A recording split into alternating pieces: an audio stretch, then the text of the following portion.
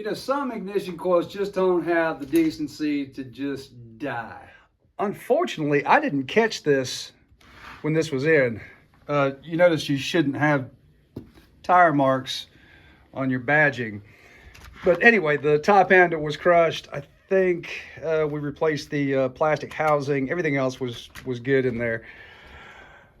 But, you know, when I got all this back together again, and he hadn't mentioned anything, I just took it outside, ran it a little bit, and it fired up, ran, revved, and cut, and I shut it off and said, hey, man, your stuff's ready. So what we have here, your ignition coil is right here. I started tearing this apart, and I thought this would actually be a good video because, you know, this isn't super common by any stretch, but it's a thing. I've actually replaced a handful. This is the latest coil, which is a 4703. So this is, you know, a late model 201TC. It's version 3 M-tronic. And I've replaced a handful of these, not a lot. I do work on a bunch of these saws. But in order to do this, because this coil wire runs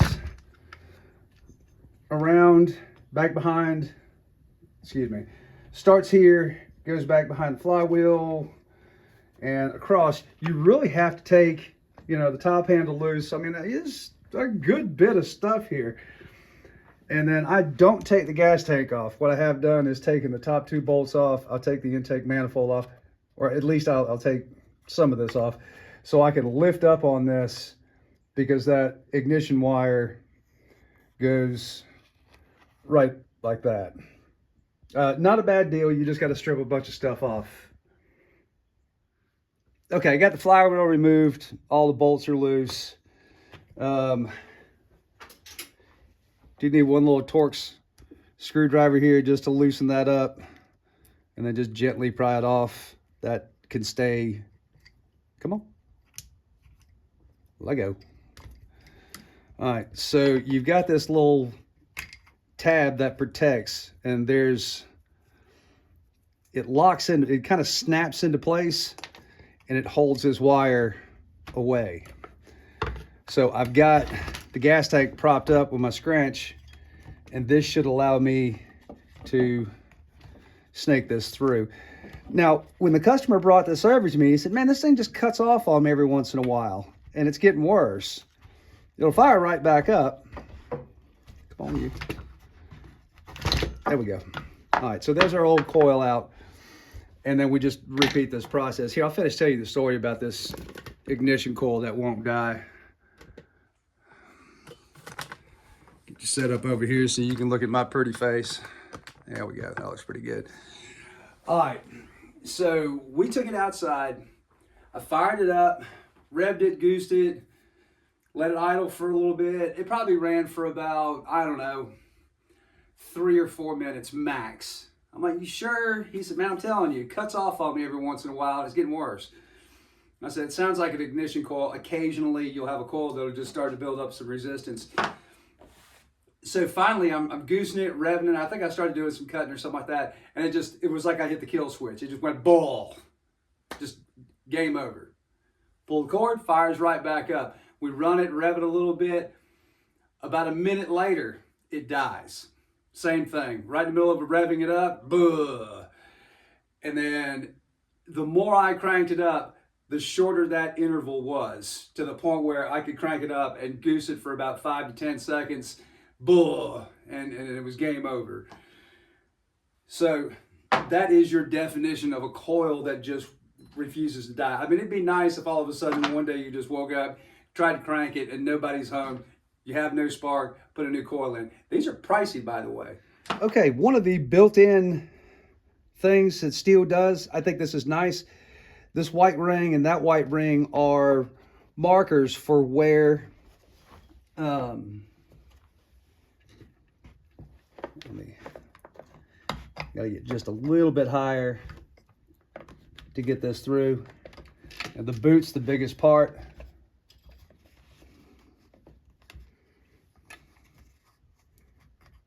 Come on. Sorry, I got my hands in the way. There isn't anything graceful about that. But just feed that through. And if I take you over this way, make sure you get a good look at this. So, you know, obviously that first white line right there is going to be right there. And then that goes in, and then this is going to wrap around. What I want to do while I've got this here is push that in. So I'm nicely down in the groove. And where's my little white plastic piece? I cleaned all this up and got most of the dirt out of the groove, but there is a little lip right there, and that is going to hook in and around. On the far side, there's a little place for the coil to rest in. Let me get that in there. Nope, it didn't.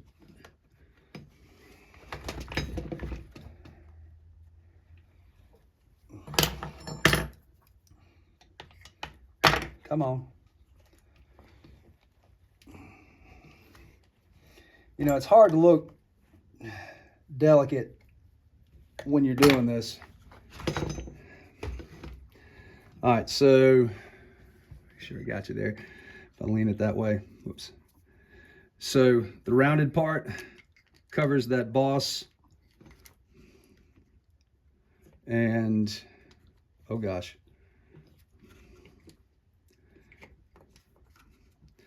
That goes underneath. Come on, there we go. That goes underneath, and that snaps into place. And that's how it should look. This actually protects your coil wire from rubbing on the flywheel. Okay, a little tech talk here. I can't even find it. I don't know what I did with it. I have the proper steel tool. It's just a curved metal band with a little handle on top of it that goes in between the magnets and the legs of the ignition coil. And you've got to have that gap. A lot of people say, oh, you just use a business card, you'll be fine. The M-Tronics, you've got magnets on both sides. And that extra set of magnets is there to help produce the electricity to run the M-Tronic. So this is a flimsy, relatively flimsy business card. It does have like a slick finish on the outside of it. You know, and that's, what, 14 thousandths? A little too thick. You know, 8 to 10 is what you're looking for. Like one of my newer service tickets, that's like 16. It doesn't, I mean, that's, so here's an old wore out tag that I have. Oops. And that's about 8. That's where we want to be. So I'm going to slide this in between. You have to have this proper air gap. Well, basically on anything. I don't care if it's a lawnmower or whatever, but the M-Tronic stuff seems to be, as I was told by the my steel rep, that it's a little bit more picky because it has to pick up that extra round that wants a nice consistent spark to make some power. All right, so slowly walk this down, because the idea is you don't want to lock one of these down. You don't want this coil in a bind. You want each leg to be tight to this magnet and just snug.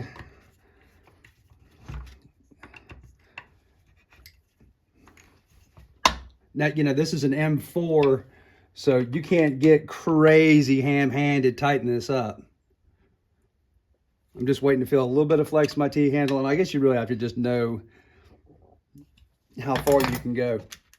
Before you take this out, make sure it's making good contact. I've got a really good contact on this one, but I've got some wiggle room in the top one. I'm going to shut the camera off and then just reposition this. Okay, both legs are on there really nice now, and now I can move my flywheel out of the way and take my shim out. Yeah, and the rest of this is just put it back like you found it. if you're putting this back together and you can't remember what screws go where, it's really easy. Your short screws are going to be for your side cover. The long screws are anything that go through multiple things. So, you know, this is a long screw. This is a long screw.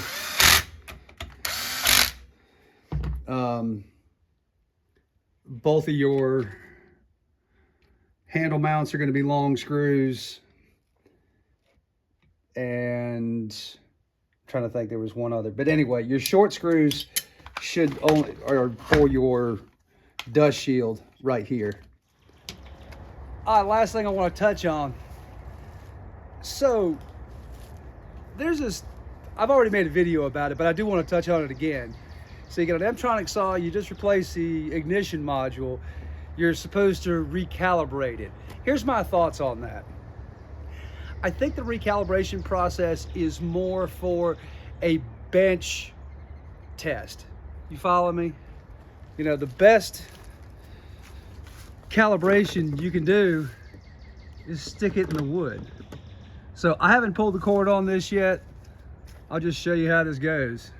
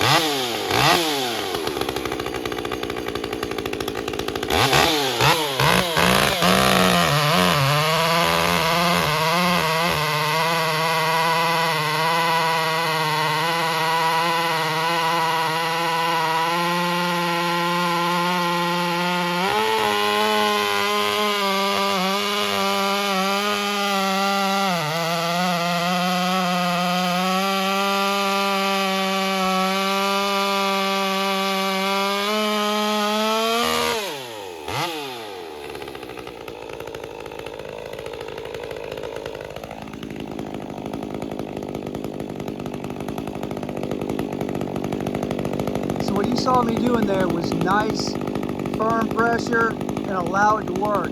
The other thing you need to do is let it idle for 20 seconds, and that way it'll find its setting for idle. But I mean, that's it.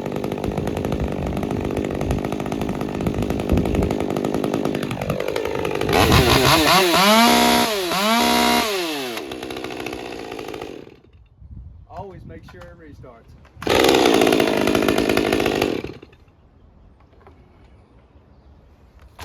All right, so that's my 2 cents about, oh, you gotta recalibrate. You don't have to recalibrate it. If you got a stick of wood and you can operate a saw, shit. All right, guys, here. If you got a stick of wood, you know, bar length cuts are preferred. So that way, you know, you're not just, you know, doing this. You want to put the saw under a full load and find its working range and be as steady as you can. So those minute adjustments and tuning that it may be out, that it may have been trying to correct for, are done. But again, my 2 cents about recalibration and resets, that's for the bench. If you've got a stick of wood and you run it in there, if it's still acting wonky, you don't have a reset recalibration problem. You've got a saw problem. Does that make sense? Y'all have a great day. Throw me some comments down there. Let me know what you think.